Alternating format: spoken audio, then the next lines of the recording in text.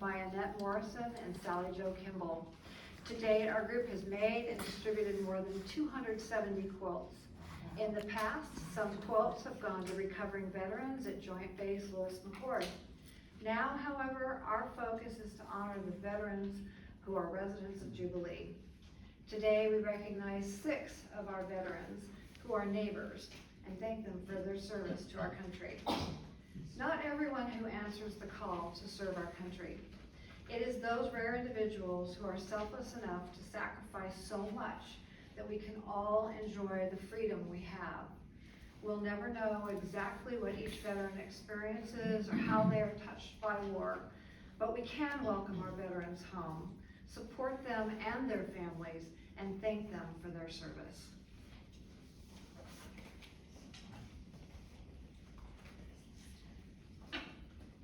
We'd like to have to acknowledge some folks that have helped us put on this presentation, and before we start with the veterans.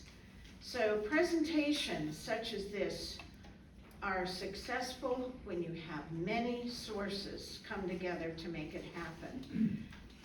The support and assistance of the following individuals has been invaluable in putting this event together. So when I call your name, please stand and remain standing, and we'll applause everyone at the end. Thad Wilson, he has developed posters for us, and even more so, he helps us out in the logistics and has been wonderful to work with. Sherry Miller and Denny for communications, i.e. the Friday Blast is one of many, and it's really important to get the word out, as you can see. Sue Woods, okay, she did the embroidery on the back of the chair covers, that's one of her talents. And Gary Dark, who's going to be taking the pictures. It's hard for him to stand with all of his equipment, but he's going to be taking all the pictures today. So would you give them a round of applause?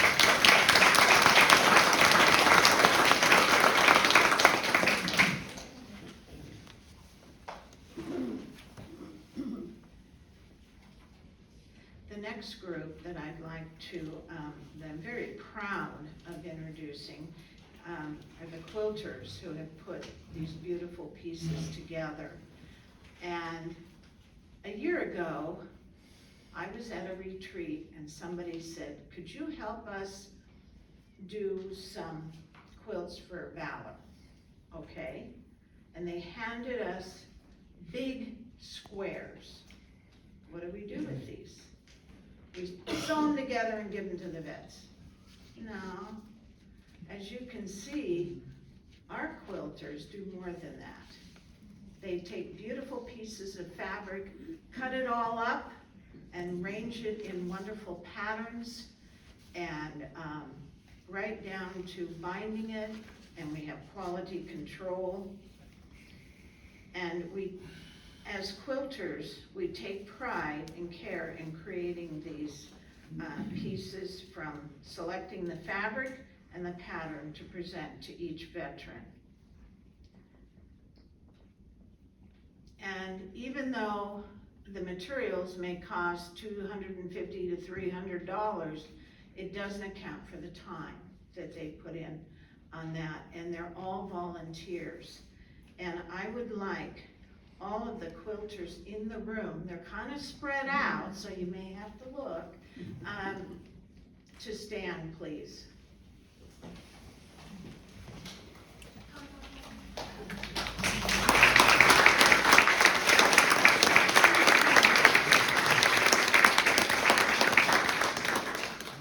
I really am proud to be part of this group, and we also have a couple of veterans in the group, so that's cool too. Okay, one other group that sometimes gets overlooked, but I think is very important.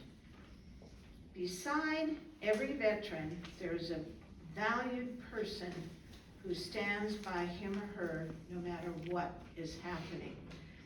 And so I'd like all the spouses, partners, boyfriend, girlfriend to stand, and so we can acknowledge them as well. Spouses?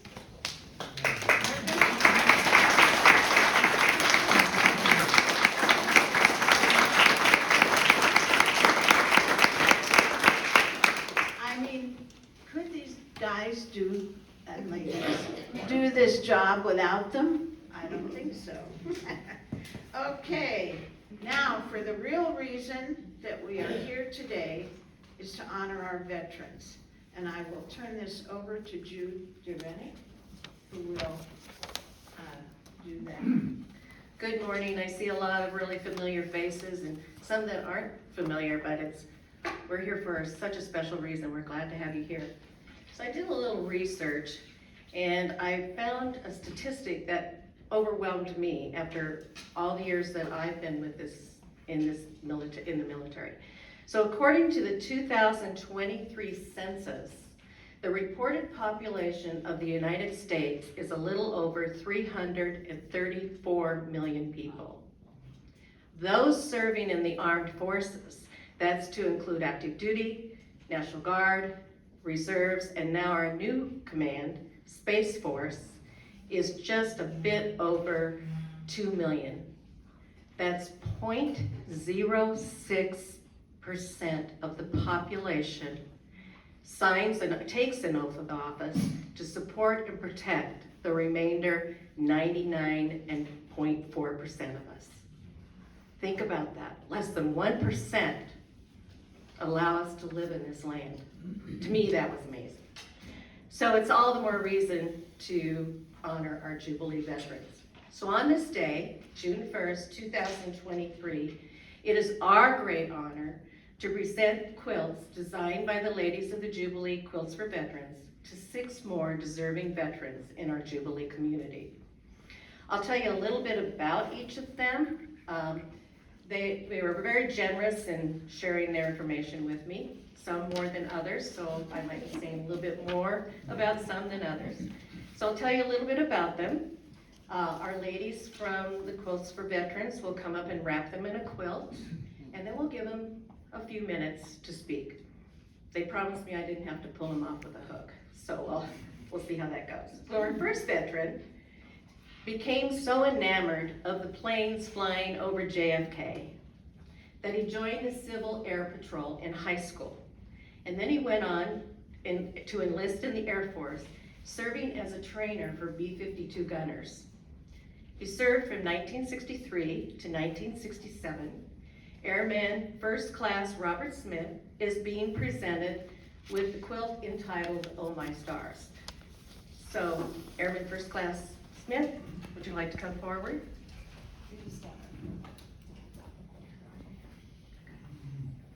Oh, go ahead.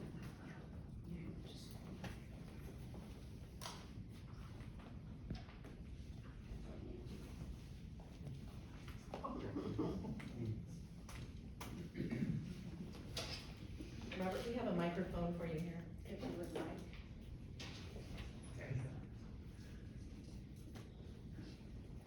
Well, there's nothing much I can say. You know, I spent my 4 years in. When I got out, I went to college on the GI Bill, got my degree in aerospace engineering, and then I used my military, time, and I got a job at the Air Force Weapons Lab in Albuquerque. And from there, I went on to Boeing and worked on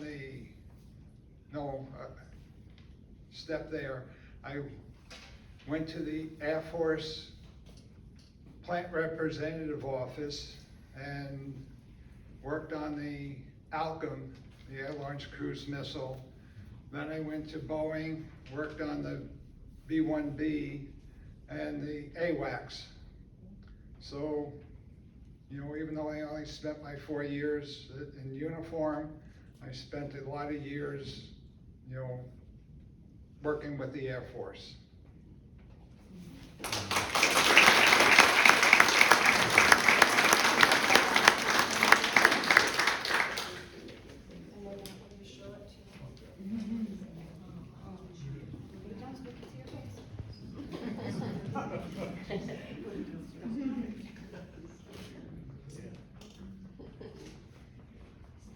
Thank you, Robert. Thank you.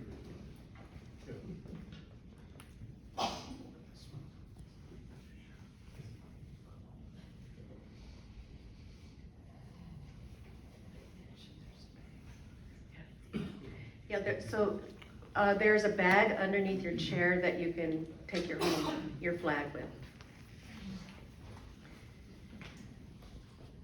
Selected as a loadmaster in the Air National Guard, which was considered a premier flight crew job, our next veteran turned it down because his recruiter made it sound like it was a baggage handler. We all know about that job. That's a tough one.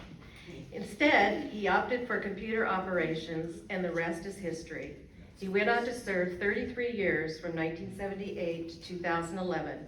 And as a caveat, he met his wife, Zana, who is also being presented today. Senior Master Sergeant Michael Eldridge is being presented Star Spangled.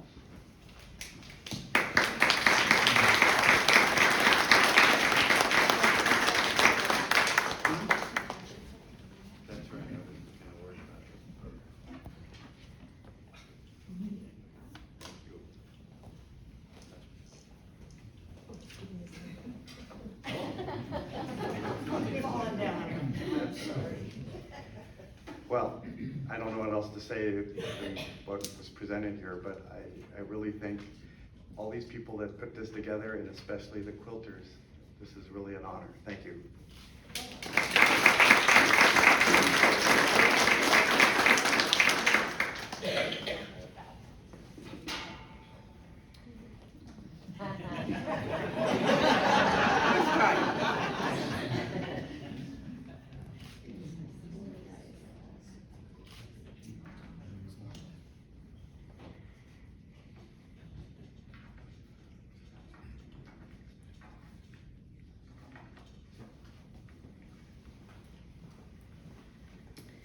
You're only 23 years old, and you're a second lieutenant in the Air Force. And along with a handful of other second lieutenants, you have the total responsibility of all the flights in and out of Kimball Air Base, Seoul, Korea. In the civilian sector, this level of responsibility would have been assigned to a highly seasoned airfield manager, probably 40 years older or older. The military is known for challenging its members with responsibilities far beyond their years. Captain Robert Baum was just such a member and served 13 years from 1958 to 1971. He is being presented with allegiance.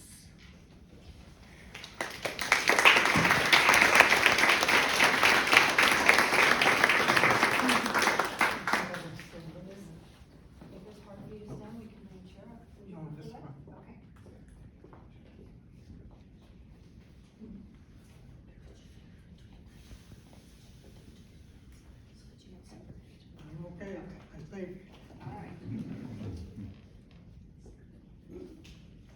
I just wanted to say a few words about the people who put this on. I think it's a wonderful recognition of the veterans in our country.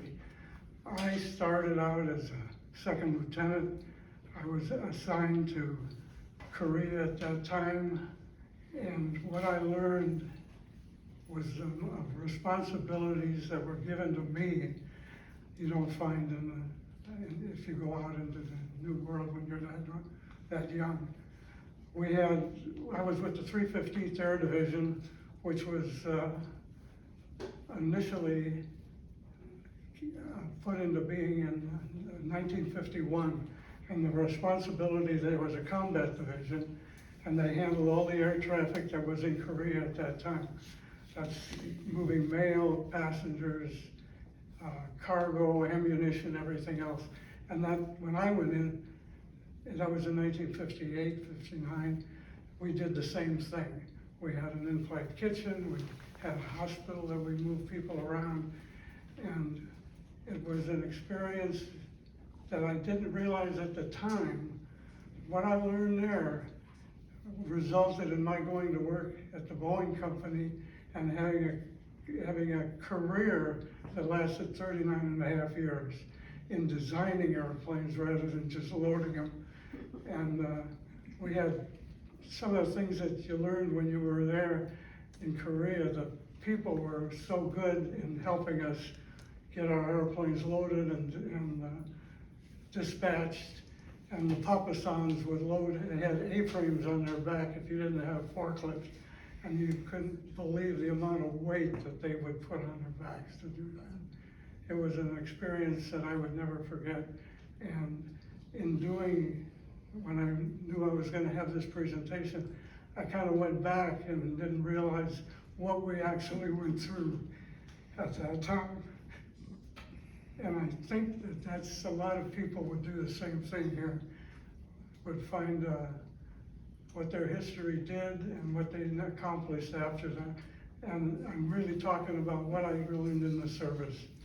And I think a lot of veterans do the same thing. Thank you.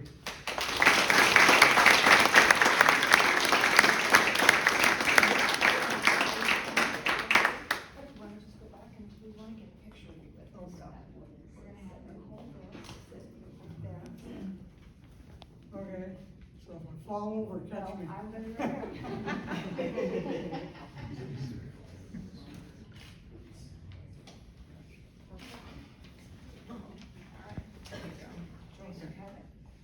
Hi, Joyce.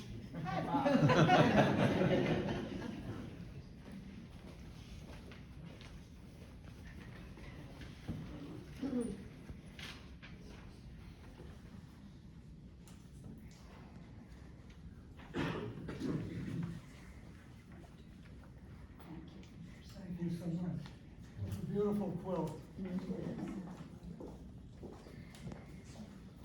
So it's rare to only serve in one specialty in the military. Our next veteran began as an administrative officer in a medical battalion in Hanau, Germany, and was the first Medical Service Corps female officer to be deployed to Europe. From there, she served as a senior instructor at the Academy of Health Sciences, training Army medics and LPNs. She finally retired as a social worker. Flexibility and the ability to resolve complex issues led to her success. Major Nancy Mooney served from 1975 to 1995 and is being presented with Lynn's bouquet.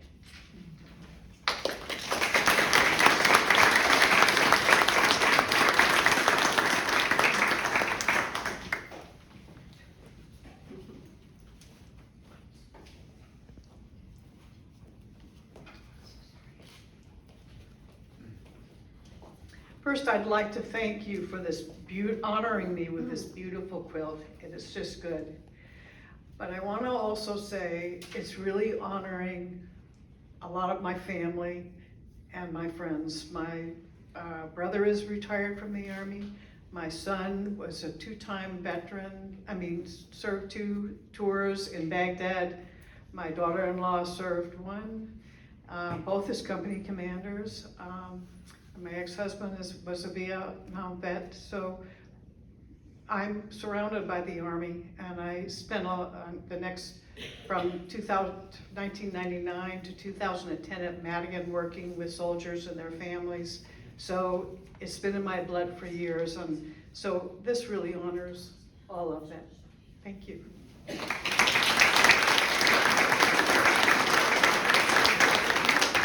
Oh,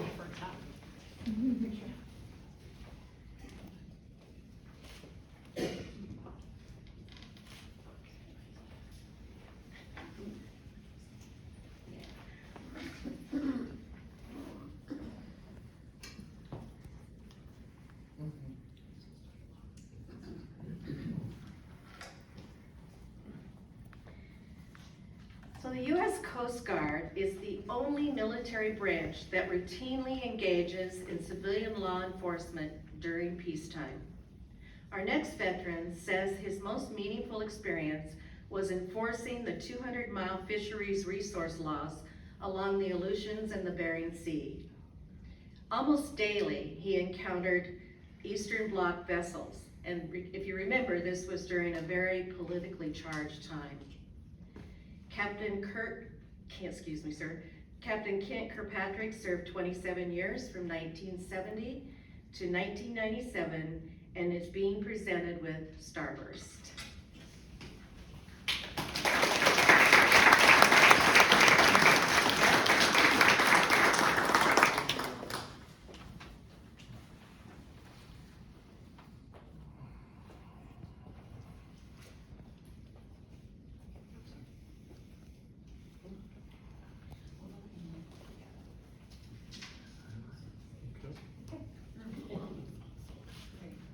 Well, I don't have too much to add. I think a lot of people have said a lot of things that are in my heart.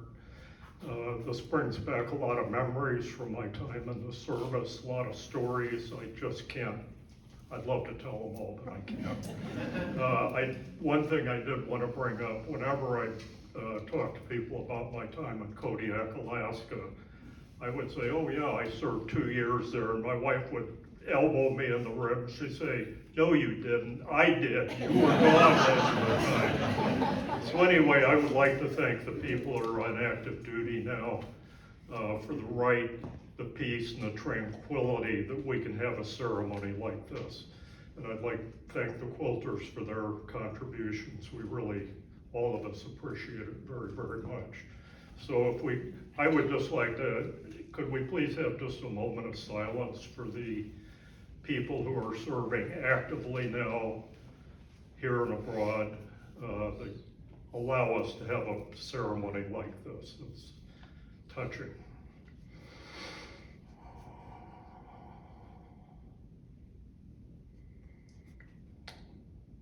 Thank you.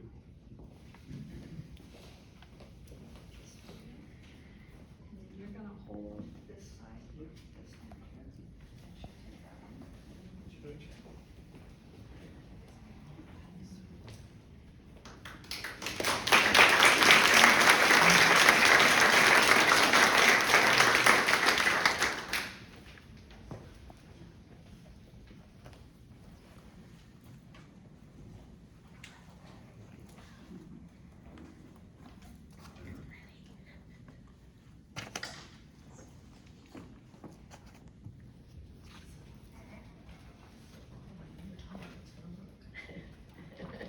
Thank you. Thank you, sir, for honoring those that aren't out with us today. Thank you. Joining the military, as most of us know, can be a very, very intimidating for anyone, but for an 18-year-old, even more so. Our last veteran and wife of Senior Master Sergeant Eldridge enlisted in the Air Force in the buddy system, where you could join and train with up to 5 friends. Her buddy dropped out and left her buddyless, but she went on to serve as a finance specialist in air combat communications, a tour in Afghanistan, a tour in Iraq, and became a full colonel commanding a group of 7 squadrons in the Air National Guard. Like many of us, she attributes her success to the people who believed in her and challenged and supported her. Col Zona Crayne served 36 years from 1976 to 2012 and is being presented Glory Stars.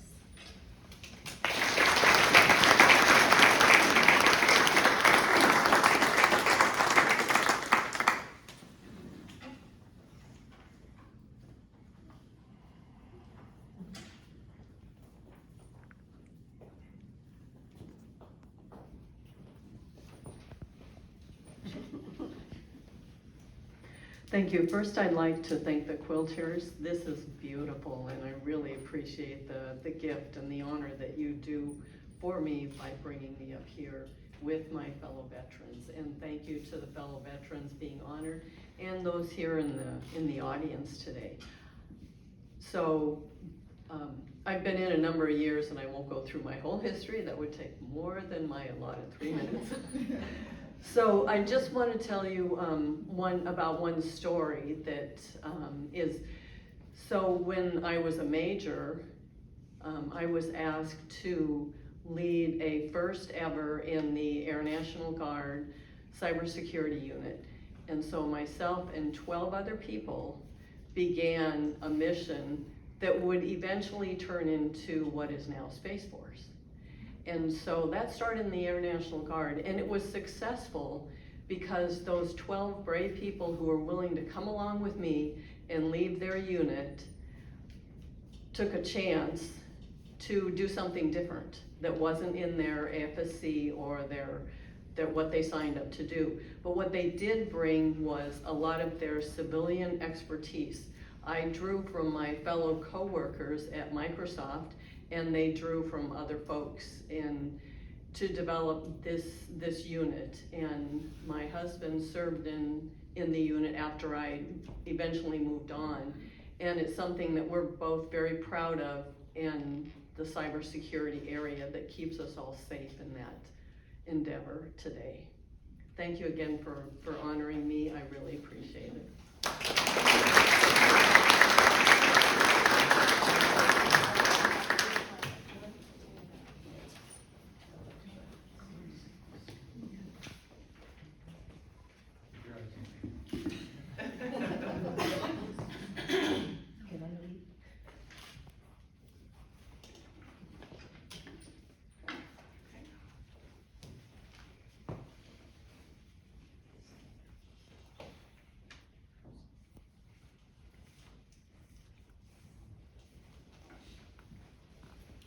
This is kind of off script, but can I have all the veterans in the room stand up, please? Wow. Yay.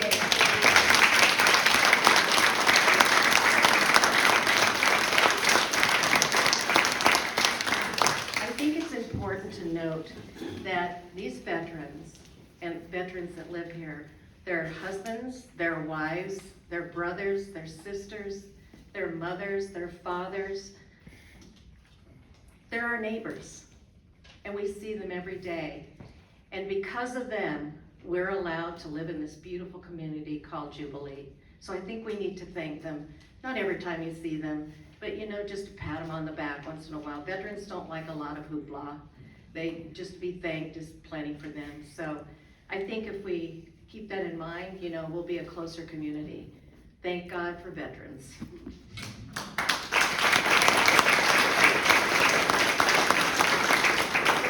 End of the ceremony today, we're going to have our veterans stand up, and they're going to face you, and then we're going to have you come up and thank them. It's called a reception line.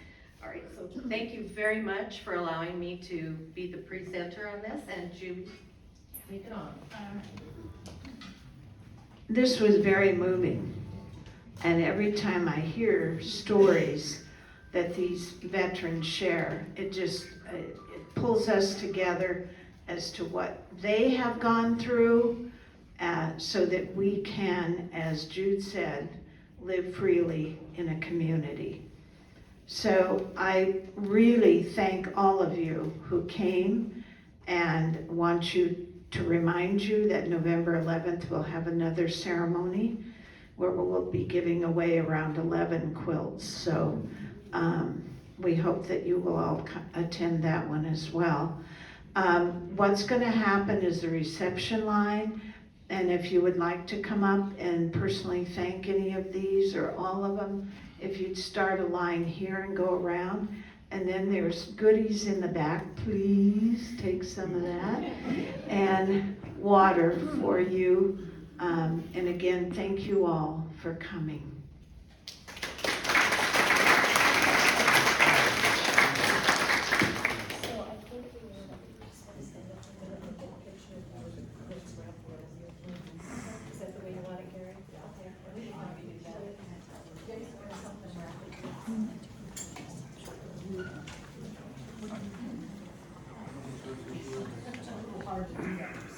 You can go ahead and grab some refreshments and things while we're doing this, and then you can come up and thank us. I don't want you to starve.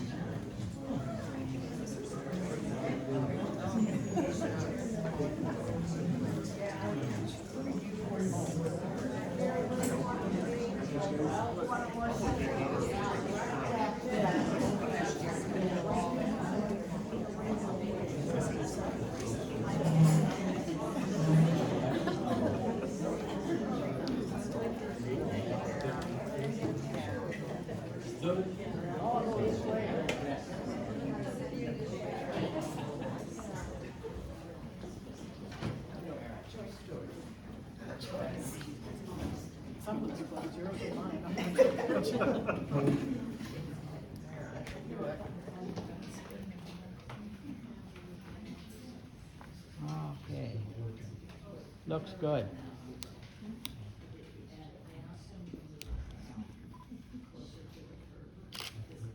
Okay, one more. Go. Okay, that should do it. It's a wrap.